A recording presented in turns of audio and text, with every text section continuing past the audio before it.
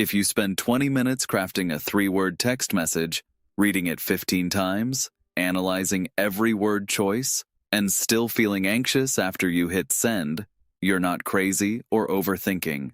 Psychology reveals you're demonstrating a level of social awareness and communication precision that most people completely lack. Let's talk about something that makes simple communication exhausting. You can't just send a text message. Every text becomes an ordeal. You type a message, you read I it, don't it sounds too understand. formal. It's simple. You rewrite Just follow it. the steps. Now it But what do sounds they too mean? casual. Ugh, You figure add it an out. emoji. Too many emojis? Delete one. Wait, now it seems cold. Add it back. Should you use Well, a period? anytime now. Does I'm a period trying. It's a sound mess in angry? here. Just Maybe pick one. Okay, exclamation this one. point? Finally. But that seems too enthusiastic. You've now spent 15 minutes on, sounds good, thanks, Ugh, these and thoughts you're make still no not sense. sure it conveys the right tone. Get out of my head! And people don't understand this. They fire off texts without a second thought. They say, just send it, it's not that deep. But for you, Ugh, this every text is paperwork is that deep endless. because you I can't understand take it something anymore. they don't. Words matter, tone matters, and miscommunication has real consequences. Research from communication psychology and linguistics shows that text-based communication is uniquely challenging because it strips away all the contextual cues that make in-person communication easier. There's no facial expression, no vocal tone, no body language, no immediate feedback. You're trying to convey meaning through words alone, and studies show that up to 50% of text communication is misinterpreted. Your overthinking isn't paranoia. It's accurate recognition that text is a minefield of potential misunderstanding. You're being careful because carelessness has costs. Here's what separates overthinkers from casual texters. You have high empathy and theory of mind. Theory of mind is the psychological ability to understand that other people have different perspectives, knowledge, and emotional states than you do. When you craft a text, you're not just writing what you want to say, you're imagining how it will be received by someone in a different mental state, with different context, potentially in a bad mood or distracted. You're running simulations of multiple interpretations. Casual texters write from their own perspective only. You're writing from both perspectives simultaneously. This is sophisticated social cognition, not overthinking. Let's talk about the specific anxieties that plague text overthinkers. First, the tone anxiety. Text lacks vocal inflection, so the same words can sound friendly, sarcastic, angry, or passive-aggressive depending on how they're read. You're trying to control for every possible tonal interpretation. Second, the timing anxiety. Responding too fast seems desperate, too slow seems disinterested. You're calculating optimal response windows. Third, the length anxiety. Too long seems needy, too short seems curt. You're word counting for appropriateness. Fourth, the punctuation anxiety. Periods seem harsh, no punctuation seems sloppy, exclamation points seem fake enthusiastic. You're treating punctuation as a coded emotional language. And you're right to worry about all of this, because research shows that all of these micro-elements affect how messages are perceived.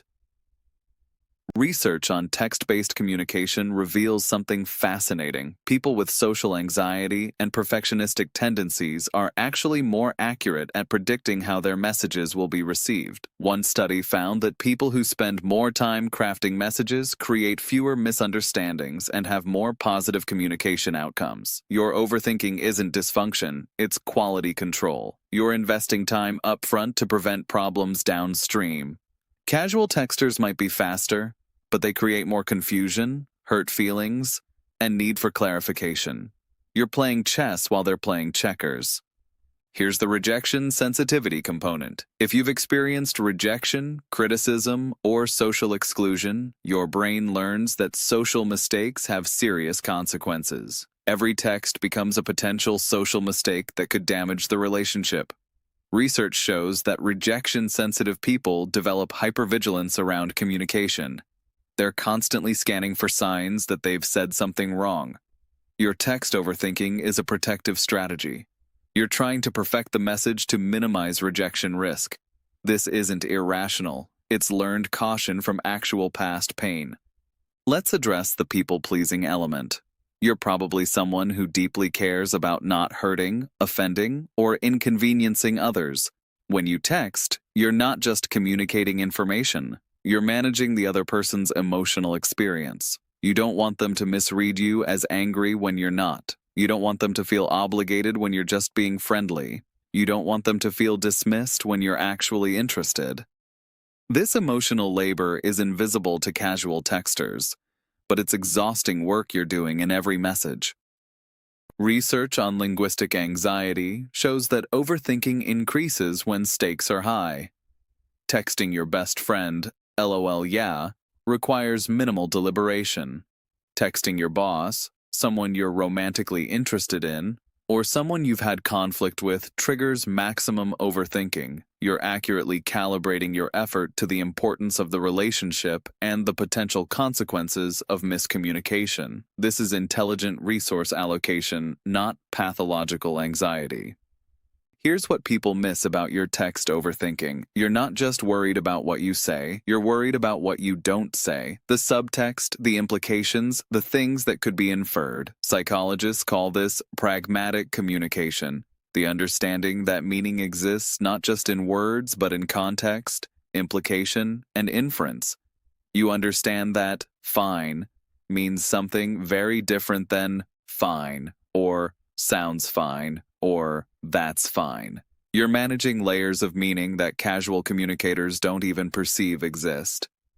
Clinical psychology research shows that text overthinking often coexists with anxiety disorders, OCD tendencies, and ADHD. If you have generalized anxiety, your worry extends to communication. If you have OCD tendencies, you might reread and revise compulsively. If you have ADHD, you might draft and redraft because you can't decide which version best captures your meaning. These aren't separate problems. They're manifestations of how your brain processes social information and manages uncertainty.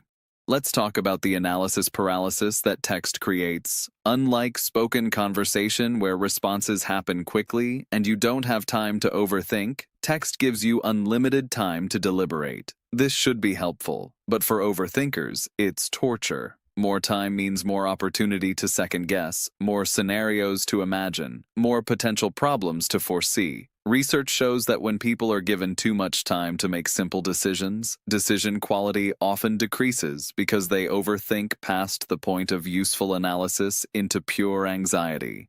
Here's the fascinating paradox. Your overthinking makes you both a better and worse communicator. Better because you're more precise, more considerate, more aware of potential misunderstandings. Worse because you sometimes overcompensate, sound stilted or overly formal, or take so long to respond that people think you're ignoring them. Studies show that the optimal text communication style is thoughtful but not tortured, which is exactly what you're trying to achieve but can't seem to calibrate.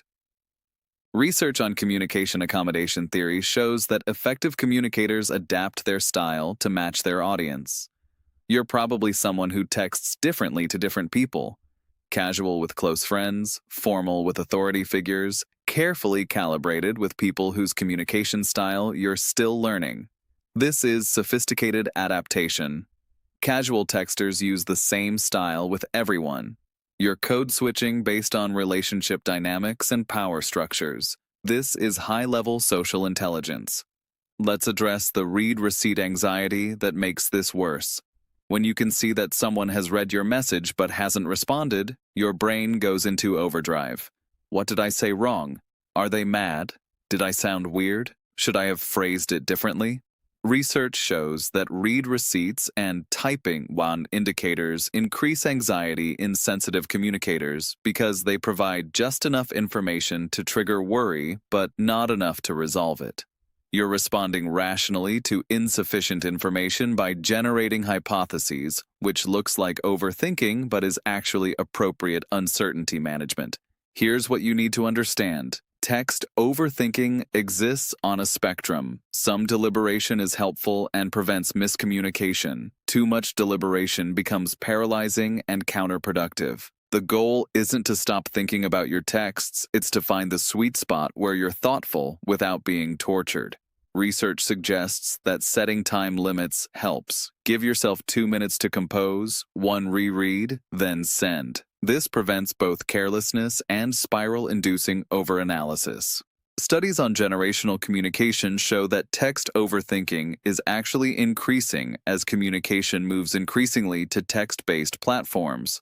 People are having relationships, conflicts, and important conversations entirely via text. Contexts that demand nuance that text can't easily provide. Your overthinking is a reasonable response to being asked to conduct complex emotional communication through an inadequate medium. The problem isn't you, it's that text wasn't designed for the emotional weight we're placing on it. The truth about text overthinking is this: you care about communication. You understand that words have power. You recognize that tone and timing and word choice all carry meaning. You're not crazy for being careful, you're conscientious. The problem is when carefulness becomes paralysis, when thoughtfulness becomes torture. You need to learn to trust that your first or second draft is probably good enough, that minor imperfections are acceptable, and that people who care about you will give you the benefit of the doubt when tone is ambiguous. So if you overthink every text message, you're not alone and you're not broken. You're someone with high empathy, strong social awareness, and legitimate understanding that text communication is hard. The goal isn't to become careless, it's to become confident that good enough is actually good enough. Send the text. Trust that you've thought about it enough. And remember, people who fire off thoughtless texts create way more problems than people who think carefully before sending. Your thoughtfulness is a strength. Just don't let it become a prison. Comment, send it if you've ever had a text drafted for 20 minutes and still haven't sent it. Let's find everyone who treats texting like writing essays.